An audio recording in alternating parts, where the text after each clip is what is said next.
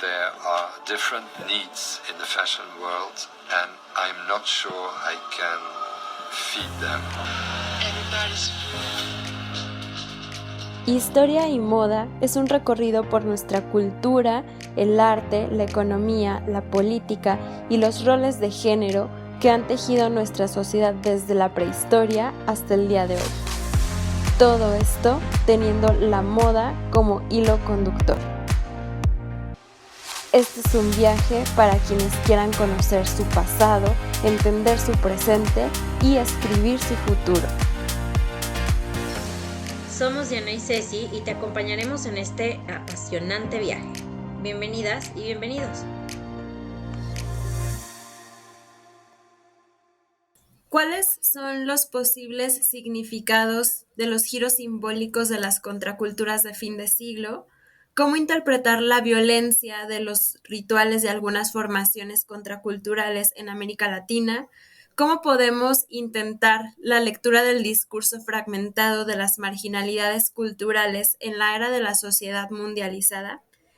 Buenos días, noches, tardes, no sé en qué momento nos estén escuchando, pero muchas gracias por estar con nosotras. Les tenemos noticias muy buenas y es que este mes estaremos colaborando con Culturas de Moda y para ello tenemos hoy la visita de Laura Beltrán Rubio. Ella es investigadora, escritora, educadora y curadora del arte y de la moda con énfasis en el mundo hispánico. Recibió su maestría en estudios de moda de Parsons School of Design en Nueva York y se está doctorando en la Universidad de William and Mary en Virginia. Su trabajo explora las construcciones de identidad a través de la moda y el arte en Europa y Latinoamérica.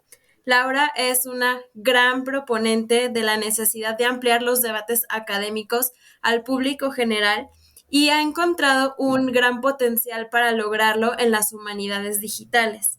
En este ámbito participa como fundadora de Culturas de Moda e Imperio de la Moda y como investigadora para The Fashion and Race Database. Actualmente es profesora en la Universidad de los Andes en Bogotá. Muchas gracias, Laura, por esta colaboración. Ya la semana pasada les dijimos que hoy tendríamos una sorpresa, que es esta colaboración y pues este súper interesante mes que se viene dedicado a Latinoamérica. Gracias a ti, Diana, por la invitación, por hacernos formar parte de esta colaboración y por darnos el espacio para este mes que estoy segura de que va a ser increíble. Sí, la verdad es que estamos muy felices de esto. Cuando empezamos a pensar en los temas, yo al principio no sabía muy bien desde dónde empezar, pero una vez que empezamos con la lluvia de ideas, la verdad es que me voló la cabeza con todo lo que queda por contar. Entonces, no se despeguen este mes del podcast. Ya a lo largo de todo este tiempo hemos contado historias de lugares lejanos y culturas maravillosas y entonces pensamos, aquí en Latinoamérica, ¿qué está pasando? Este mes entonces vamos a estar haciendo un espejo de algunos de los episodios de historia y moda que ya hemos visto, pero situándonos en México, en Colombia, en Perú, en otros países de Latinoamérica. Y vamos a comenzar justo hablando de subculturas, o más bien de contraculturas, que han encontrado en la música el soporte para sus ideas y en la moda su medio más importante para expresarse. Pero, ¿qué es una contracultura? Theodor Roszak lo define como un movimiento social y cultural caracterizado por la oposición a los valores culturales e ideológicos establecidos en la sociedad. Y estos movimientos, a su vez, tienen un conjunto de reglas específicas diferenciadoras a la que los miembros, normalmente jóvenes, deciden confiar su imagen parcial o global con diferentes, pero siempre bastante altos niveles de implicación personal. En los años 70, desde los barrios más pobres de Londres, vimos surgir un movimiento que iba a permearse hasta los estratos más altos de la sociedad, el punk. De esto, por cierto, hablamos en el episodio 39. Esta subcultura, como muchas otras, fue una respuesta a una situación específica de crisis en la que los jóvenes londinenses se rebelaron y tomaron elementos del rock y de su propia historia y entorno, como los tartanes, para expresar esta inconformidad con las circunstancias en las que se encontraron inmersos, la incertidumbre, la falta de oportunidades para el futuro y la falta del trabajo, por ejemplo. La mirada a este grupo evidencia valores y problemáticas específicas de un territorio. Si buscáramos en el siglo XXI un territorio con circunstancias similares, probablemente encontrarías algo muy parecido. Vamos a hacer este ejercicio. Por ejemplo, ¿qué encontramos si volteamos a ver a México, específicamente Monterrey? ¿Punks? Pues algo así. Encontramos a unos punks tropicalizados, los Colombia con K, como ellos se hacen llamar. Muy probablemente algunos de ustedes ya los ubiquen por la película Ya no estoy aquí del 2019. Este movimiento surgió entre el 2000 y 2013 en los barrios populares de Monterrey, la ciudad industrial más importante del país.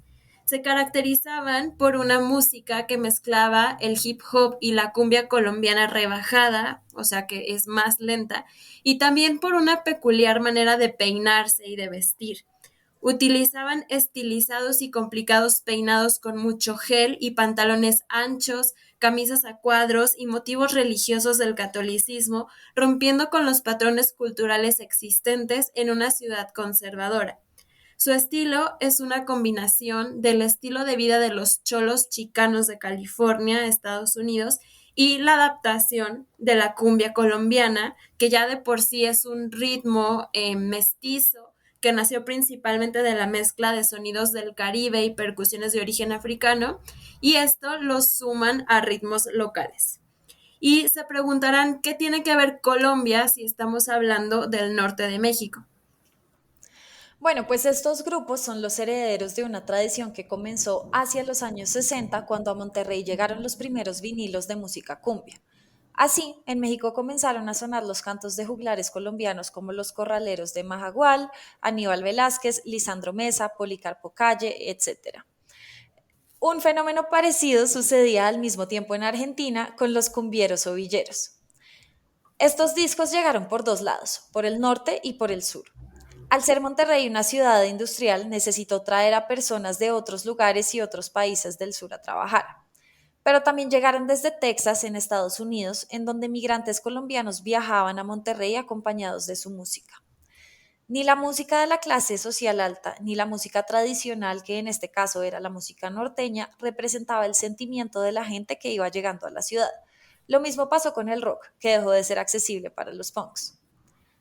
Los discos de música colombiana con ese lamento, con esa añoranza campesina, con esa forma de expresar esas lejanías, esas ganas de sentir la tierra, de acordarse del origen, pasó a ser la elección de los despojados, de los recién llegados, de los que no eran de aquí, pero se hicieron de aquí.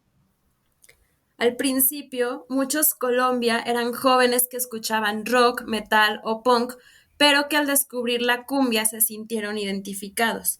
Como alguna vez pasó con los punks, este movimiento fue una clara foto de los contrastes que se viven dentro de una misma sociedad.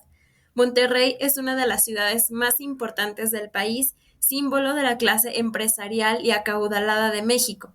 Los cholombianos, generalmente personas que venían de extractos socioeconómicos bajo y medio bajo, surgieron justo a un costado de la zona más cara de la ciudad regiomontana, la colonia Garzazada, representando un contraste significativo que les valió un sinfín de problemas con la autoridad, quienes los juzgaban por su apariencia y estilo de vida.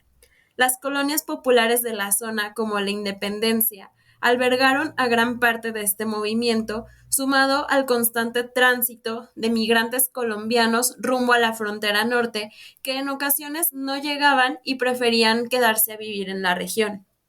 Incluso ellos llegaron a llamar a esta área Colombia Chiquita.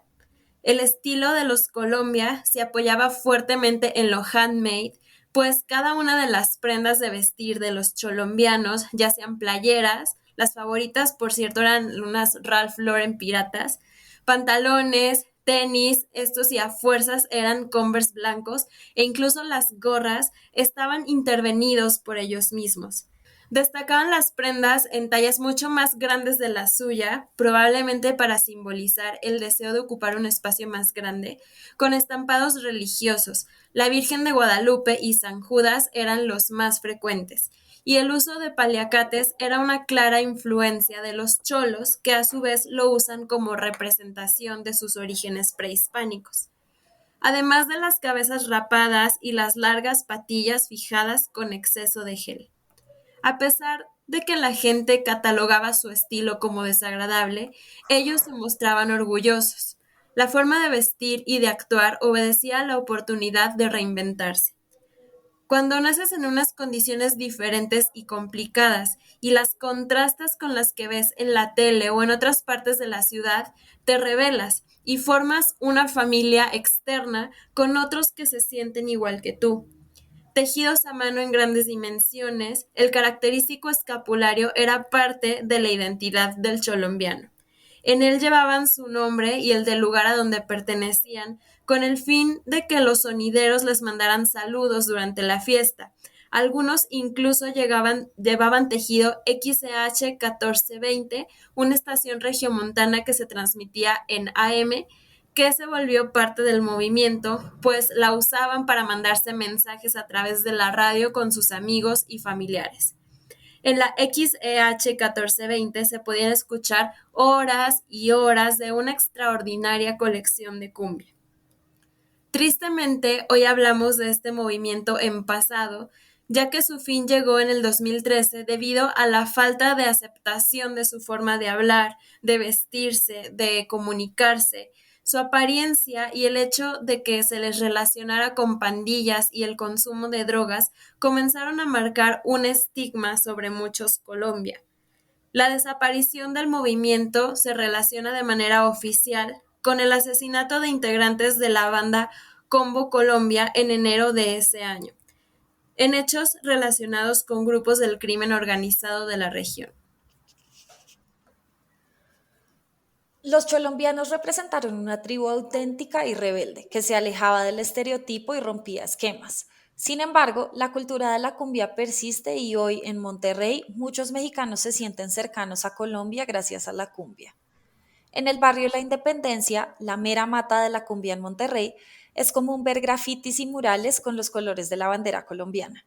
En los bajos del Puente del Papa que conecta con ese barrio, los cumbiamberos se reúnen a escuchar su música y a intercambiar discos mientras lucen orgullosos la bandera de Colombia y los sombreros vuelteados típicos del Caribe colombiano. Pero Monterrey no es el único lugar de Latinoamérica en donde han surgido subculturas propias a su contexto. Viajemos ahora a Caracas a comienzos del milenio. Allí, y más específicamente en los barrios informales que rodean la ciudad, surge todo un movimiento juvenil centrado alrededor de una expresión particular de la música electrónica conocida como la changa tuki.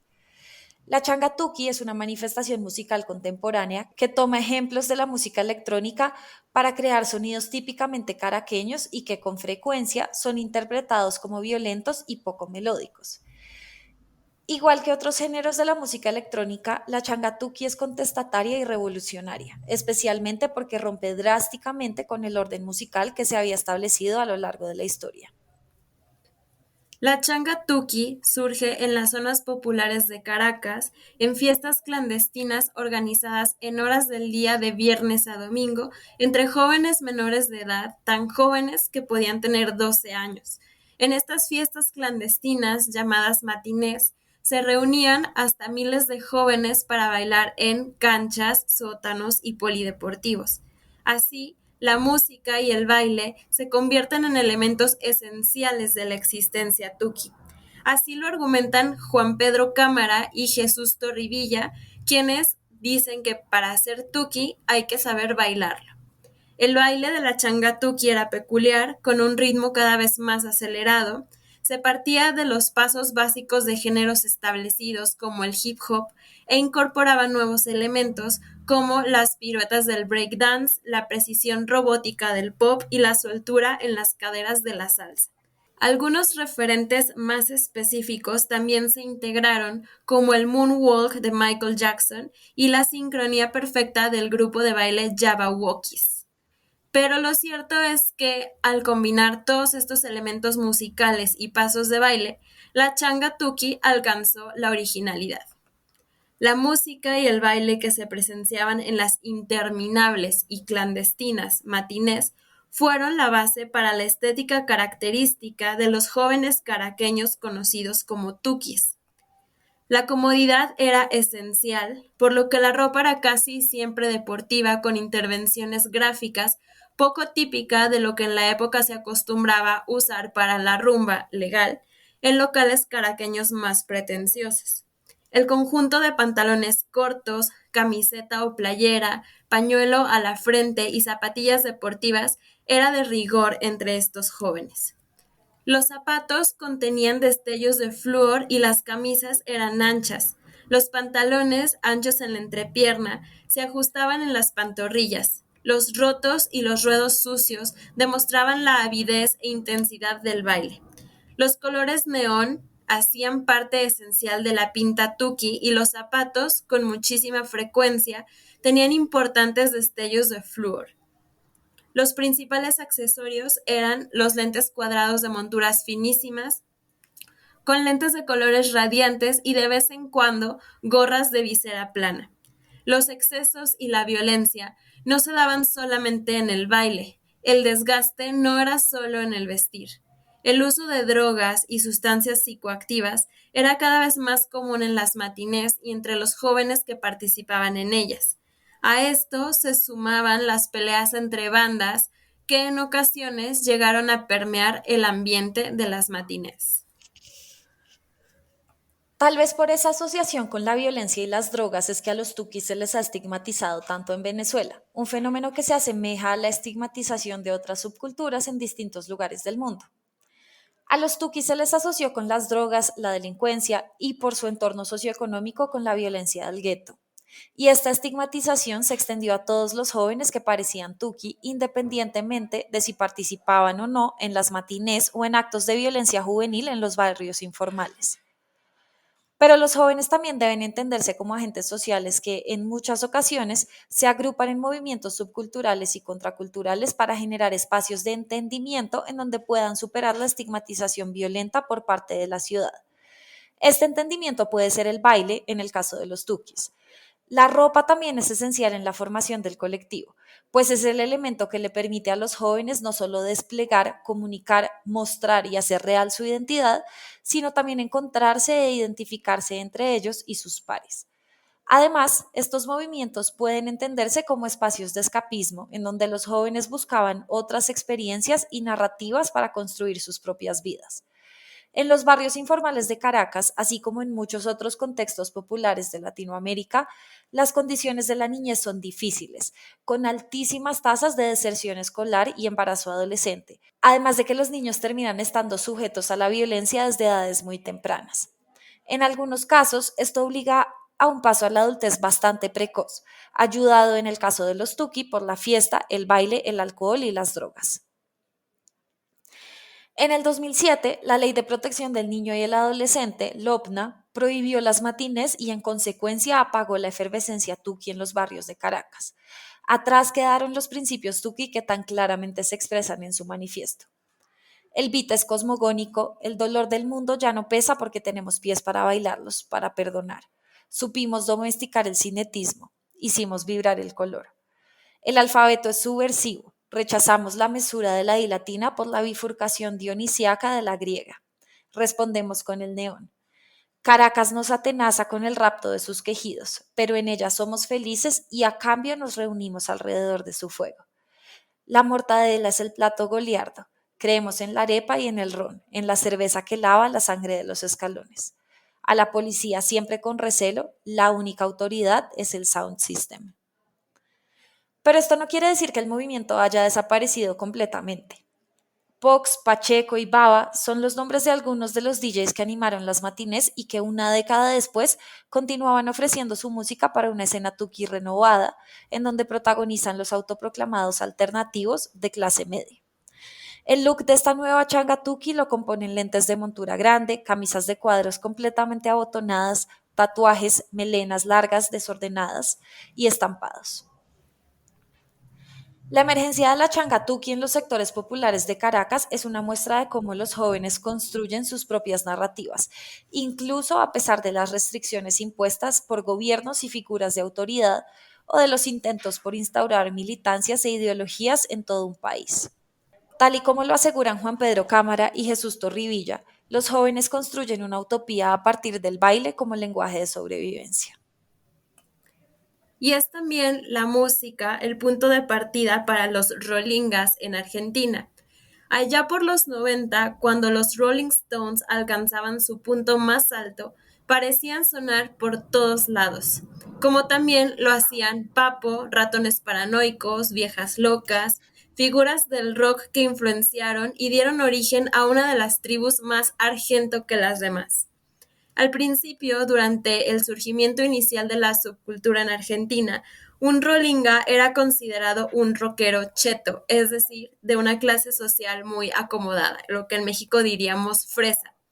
Pero con el surgimiento durante la década de los 90 de las bandas que mencionamos, las cuales provenían de sectores más carenciados o de clase baja, comenzó a asociarse más al rolinga con los sectores populares e incluso los marginales.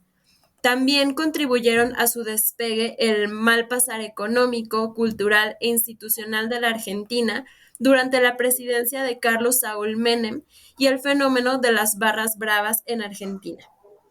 Los miembros de esta contracultura eran fanáticos de The Rolling Stones, de ahí su nombre claramente.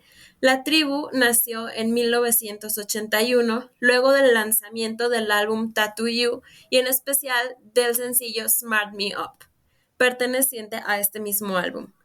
Como era de suponer, los Rollingas basaban su estética principalmente en el estilo desarrollado en la década de los 70 por Mick Jagger y Keith Richards. Esto típicamente acompañado de ropa popular. Con frecuencia se usaban jeans viejos o muy sucios y desgastados, pañuelos a cuadros en el cuello, tenis topper blancos y rotos, a los que algunos reemplazaban los cordones blancos por otros de colores rojo, verde y amarillo, porque al igual que por el rock, esta tribu fue muy influenciada por el reggae, calificado como hermano del rock. También utilizaban collares y pulseras de hilo de esos colores, camiseta de su banda favorita, polainas y flequillo cortado a la mitad de la frente, siendo generalmente más corto en hombres que en mujeres. Otra prenda común eran los pullovers de llama. Utilizaban mochilas generalmente negras de sus bandas favoritas con parches y en otros casos morrales. Las chicas usaban aros largos. La cultura barrial es un elemento que los rolingas también adoptaron. Poseían un sentido de pertenencia fanático por su barrio, su grupo de amigos, la escuela donde iban, la banda a la que seguían y su equipo de fútbol. Este fanatismo ha sido denominado por ciertos medios como futbolización. Contaban con una serie de ritos relacionados directamente con el fútbol. El uso de banderas con inscripciones relacionadas con su banda llamadas trapos, cánticos de fútbol con letras hablando del fanatismo por su banda, cuya música estaba sacada de otra canción, que podía ser de cualquier género e incluso de una en inglés como Karma Chameleon de Culture Club, o de desprecio por una banda que les disgustaba, similar a las que cantan las hinchadas del fútbol contra sus equipos rivales. Acorde a los ideales de su sagrado rock and roll, su poco respeto por la autoridad y su amor por las sustancias les traían inconvenientes constantemente con la sociedad. Pero pocas subculturas atrajeron no solamente a jóvenes, sino también a adultos. El fenómeno Rollinga lo hizo. En 1995, los Rolling Stones dieron una serie de shows en Argentina como parte de su Voodoo Lounge Tour. Habían elegido a los Ratones Paranoicos y a Viejas Locas como teloneros. Entonces se desató el fenómeno en Argentina. Los seguidores de esta tribu crecieron en número y su presencia se hizo notoria en lugares como parques públicos, estadios de fútbol, recitales, etcétera, en donde su número sobrepasaba claramente al de los pertenecientes a otras tribus al ser un fenómeno masivo. La tribu de los Rolingas se volvió una moda en la Argentina que predominó hasta diciembre de 2001. Uno de sus legados fue el predominio de la cultura barrial en los espacios artísticos de Argentina, al haber popularizado, junto a su explosión, otras corrientes de similar origen marginal. A partir de diciembre de 2001, con el apogeo de la cumbia villera y el nacimiento de la tribu de los cumbieros, la tribu de los Rolingas comenzó a perder peso. A diferencia de otras tribus como los punks, esta tribu no estaba erigida sobre una ideología política o de compromiso social, por lo que su duración estaba condicionada, cuanto mucho, a la del gusto por una moda en los casos más superficiales. La cumbia villera también había causado sensación en el público más marginal y carente de recursos, por eso había desplazado a los rolingas en los sectores de clase baja. La moda y su música sobrevivió mezclándose con otros estilos marginales como los rastas, llamados rastones, tanto a sus seguidores como el estilo musical, y los cumbieros, en este caso los cumbia stones. Y con esta cumbia llegamos por fin a Colombia y a la compleja subcultura de reggaetoneros. Aunque podría afirmarse que hoy el reggaetón ha sido incorporado por la sociedad hegemónica, lo que Dick Hebditch llamaría la recuperación de la subcultura, lo cierto es que el reggaetón podría entenderse como subcultura. Esto lo logramos cuando vemos más allá de la música y estudiamos a las personas que hacen del reggaetón su estilo de vida, por así decirlo, en donde éste también guía su comportamiento, el lenguaje, las actividades e interacciones con otras personas y hasta su forma de vestir. La imagen del reggaetonero que tenemos en la mente se acerca a la del rapero estadounidense de los noventas. Ataviado en ropa ostentosamente de marca, con joyas grandes y doradas, camisetas y jeans holgados y zapatillas deportivas coloridas, el reggaetonero vive por demostrar su acceso al lujo, sin nunca olvidar sus orígenes humildes en el barrio.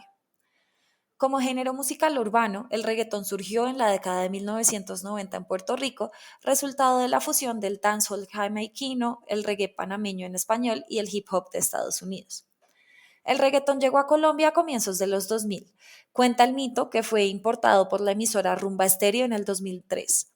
Desde entonces, el reggaetón se ha convertido en uno de los géneros musicales más populares, con la ciudad de Medellín siendo tal vez el centro principal de su producción en Colombia. No es sorprendente entonces que representantes internacionales del género como Ñejo y Dálmata hayan decidido irse a vivir a esta ciudad, que también es la cuna de artistas como J Balvin y Maluma. Desde sus inicios, el reggaetón se ha asociado con la marginalidad, algo que se evidencia muy claramente en el lenguaje en las letras y títulos de las canciones.